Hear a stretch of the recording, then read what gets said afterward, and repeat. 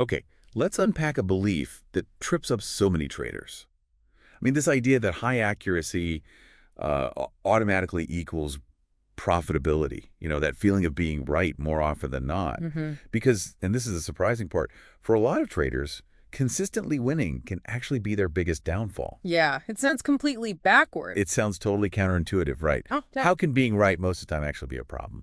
But it's this paradox, and honestly, it's a trap many fall into. What's fascinating here, I think, is that we're diving deep into what we've started calling the accuracy trap. And this isn't just, a financial thing for traders, it's a really significant psychological one, too. While that feeling of being accurate, of being right, it feels safe, it feels incredibly validating, almost like it's tied to your identity as a good trader. It very often isn't the whole picture, especially when you ignore the critical dynamics of reward to risk. A lot of traders think the only way to find an edge is just win more than you lose, but like we'll explore, that's just one piece of a much larger and frankly often misleading puzzle. Right. So our mission today really is to understand how these high accuracy, low reward trading strategies can seriously backfire on you. We'll try and pinpoint the types of traders most susceptible to this trap, and maybe most importantly, we'll discover why embracing, like really learning to accept losses, isn't just crucial. It might be the most underrated trading skill you can develop. We've put this deep dive together specifically for you, the dedicated trader, to help sharpen both your edge and your mindset. There's such a strong emotional pull to high accuracy systems, isn't there? Oh, absolutely. I mean, when you're winning, say, 80% of the time, it just feels good. It validates your decisions, your skill, your whole approach. You think, okay, I'm consistently right. This must be a winning system. It feels like success. And that's exactly where the statistical reality can, hit hard, often without you even noticing it at first. You might win 80% of your trades, but if you're only making, let's say, $1 on a win and losing $3 on a loss, well, that's a losing game. Statistically, think about it. 8 wins get you $8, but 2 losses cost you $6. You're barely up $2 if everything works out perfectly statistically. Even a high win rate without a proper reward to risk ratio often leads to what's called negative expectancy, which just means over time, you're statistically set up to lose money.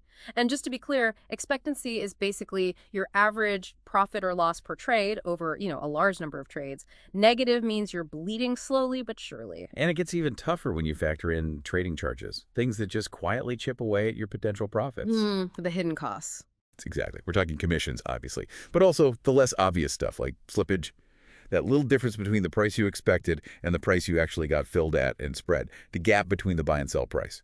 If you think you have a one-to-one reward to risk, those charges immediately knock it down. It can quickly become more like zero point 0.9 reward to 1 risk. Right. And this is particularly tough for frequent scalping, where you're jumping in and out constantly. Less of an issue if you're letting trades run for bigger moves, maybe? So that edge you thought you had, it's often smaller or even gone before you even start, turning what feels like a winning strategy into a slow loser. And this leads us straight into the deep psychological trap. Because you're so focused on that high accuracy, on being right, you become incredibly prone to subtly, maybe even subconsciously changing your stop loss. Yeah, the dreaded stop loss creep. You might start with what looks okay, statistically, maybe a 1 reward to 3 risk setup. Hmm. Theoretically, you need over a 75% win rate for that to be profitable, and maybe you have that 80% win rate initially. But what happens? Prices hit your stop loss, and then bam, they reverse right back to where you thought they'd go. Oh, it's infuriating. It's incredibly frustrating, isn't it? You think, I was right, why did I get stopped out? And that thought makes you start to rationalize to just gently extend your stop loss next time. It's the slow drift, barely noticeable at first. We actually have a chart here that shows this really well. And so you can see here, maybe you start with your stop loss representing $3 risk, keeping that 1 reward to 3 risk. But then after a few of those frustrating stop outs and reversals, by maybe trade 5, that stop loss is kind of unconsciously stretched to $4.50. Now it's 1 reward to 4.5 risk. Fast forward to trade 20, maybe you're looking at a $6 or even $7 stop loss. That's 1 reward to 6, 1 reward to 7 risk. And you don't even clearly register these changes because each little extension feels rationalized, like just giving it a bit more breathing room. But quietly, across all these trades, you've completely destroyed the statistical foundation of your system. Your edge is gone, statistically, but you don't see it. All you know is, hey, I usually win. Okay, so if the stats are being silently eroded by the stop loss drift, How does that actually translate into, the disastrous behavior we see? Well, that subtle drift, combined with what we call a winner expectation, that really deep belief that you should win most trades, eventually triggers what's called tilted behavior. Like a poker player on tilt. Exactly like that. You start making irrational, emotionally driven decisions that just sabotage your whole plan. It's hard to spot in yourself, even harder to control, and ultimately this tilt is what leads to those awful account blow-ups. You might think afterwards, oh, it was just a discipline problem. Yeah. But when you really dig into it, the root cause is almost always tied to winning too often. And crucially, not learning, not practicing how to take a loss properly. It's an insidious problem. That's such a crucial distinction. And let's be really clear. A high accuracy system can be statistically viable on paper. The math might check out perfectly fine. But in practice, the real challenge, the real weak link, is you, the human trader. Right, yes. Yeah. When you get used to winning frequently, you develop this powerful psychological attachment to being right. Every win feels like, see, I'm smart, I'm skilled. It validates your identity. Then comes that inevitable loss, and because you're just not used to it, it hits disproportionately hard. It feels like a punch to the gut.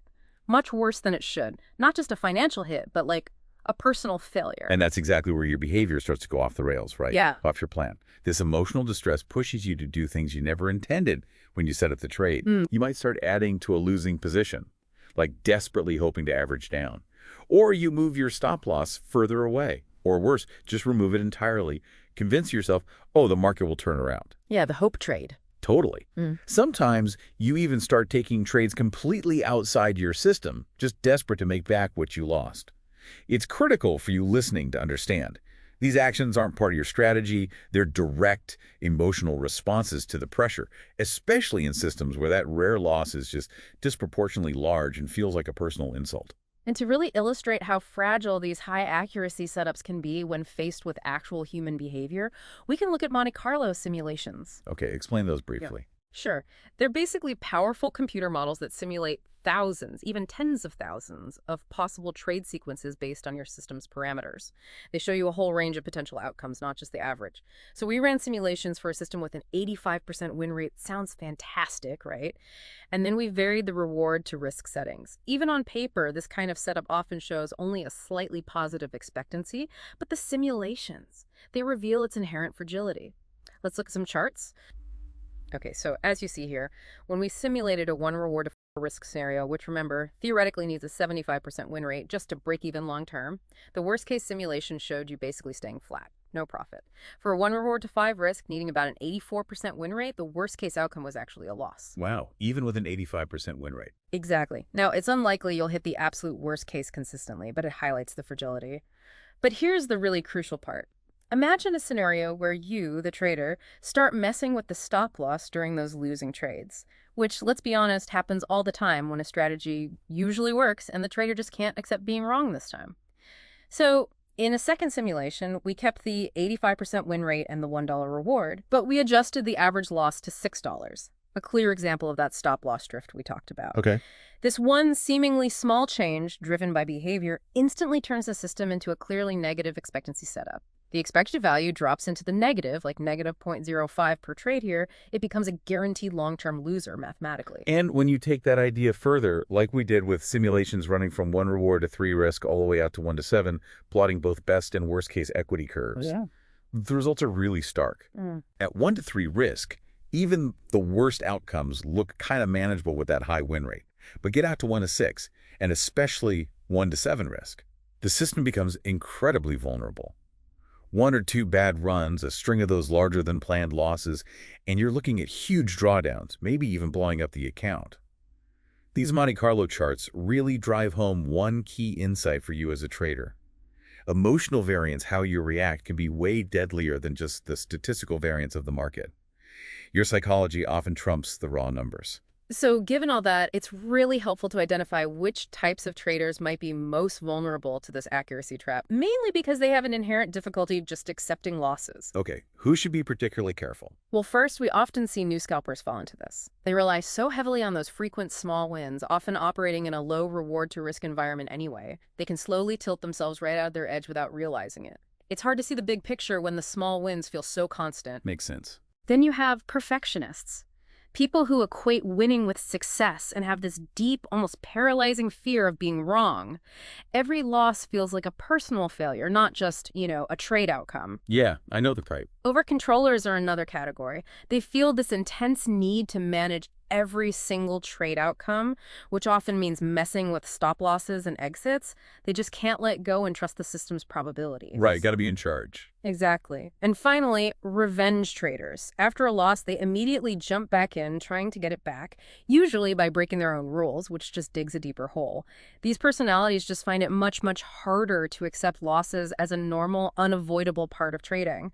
That makes them far more likely to sabotage even a system that looks good statistically. That's a really insightful breakdown of the human element there. So if the trap is chasing accuracy and trying to avoid losses at all costs, what's the fundamental solution for your trading? What's the core skill you need to build? The solution sounds simple, but it's incredibly difficult for many traders to actually implement. Learn to take the loss properly, consistently. And here's the counterintuitive part, the part that can lead to really profitable trading.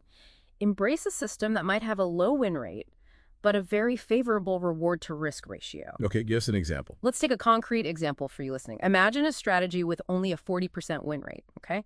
That means you're losing 6 trades out of every 10. Sounds rough.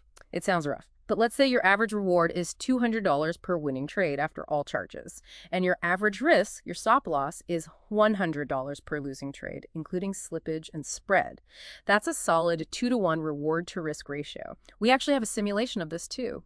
Right, so look at this simulation. Out of 100 trades, with that 40% win rate, you'd have 40 wins. That nets you $8,000. But you'd also have 60 losses, costing you $6,000. But the net is still positive. Exactly. Your net profit is still $2,000. Despite losing more often than you win, significantly more often, the average result is solidly profitable. This strategy makes money because of the size of the wins compared to the losses, not the frequency of wins. Now just imagine scaling that over 1,000 trades. That edge compounds powerfully. Those smaller, more frequent losses become the fuel for significant long-term growth. That's such a powerful visual, and it really forces you to rethink what winning even means in trading. But this is also where your comfort level, your psychology, truly gets tested, isn't it? Absolutely. Being profitable with a lower win rate demands that you, the trader, become genuinely comfortable with losing more often than you win. That requires immense discipline, emotional detachment, and maybe above all, a deep trust in your system's long-term edge over those noisy short-term results. It's not just about the numbers, it's about your mindset, and truly accepting that losing is just part of the process. Precisely. And this is a skill you have to actively practice and build, just like analyzing charts or placing orders. Beyond just, consciously taking trades with better RR, it's about actively reviewing your losing trades dispassionately. Journal your emotional state when you take a loss. Pinpoint that exact moment you feel the urge to fiddle with your stop. Self-awareness. Yeah. Can you deliberately let the stop get hit and just walk away? Even if it's just on sim trades or a tiny micro lot account to start, try taking just 8 or 10 trades with a deliberately better reward-to-risk ratio, like 2-to-1 or more, and just observe. Be patient. Let your stops do their job. Once you see it working, once you experience that feeling of being profitable, even though you had more losing trades, it becomes so much easier for you to internalize this concept, to make it a fundamental part of your trading identity. Because every truly successful trader eventually learns this profound truth. Losing isn't the opposite of winning in this game. It's an inseparable part of winning long term. That's a profoundly different way to look at success, isn't it? Ultimately, trading isn't just about having an edge or, executing a perfect system.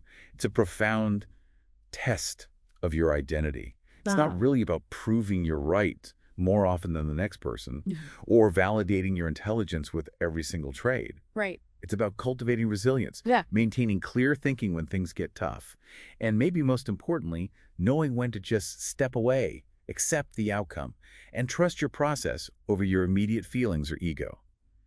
If your strategy feels emotionally easy for you to execute day in, day out, that's often a really good sign. It's well aligned with your temperament. If it feels like a constant internal battle, your edge might only exist on paper. And what's absolutely crucial to remember for every single trader listening out there is that the system isn't the only thing being backtested. You are. Ooh, that's good. A strategy that looks amazing on a spreadsheet can completely fall apart in the hands of a trader who simply cannot take a loss gracefully.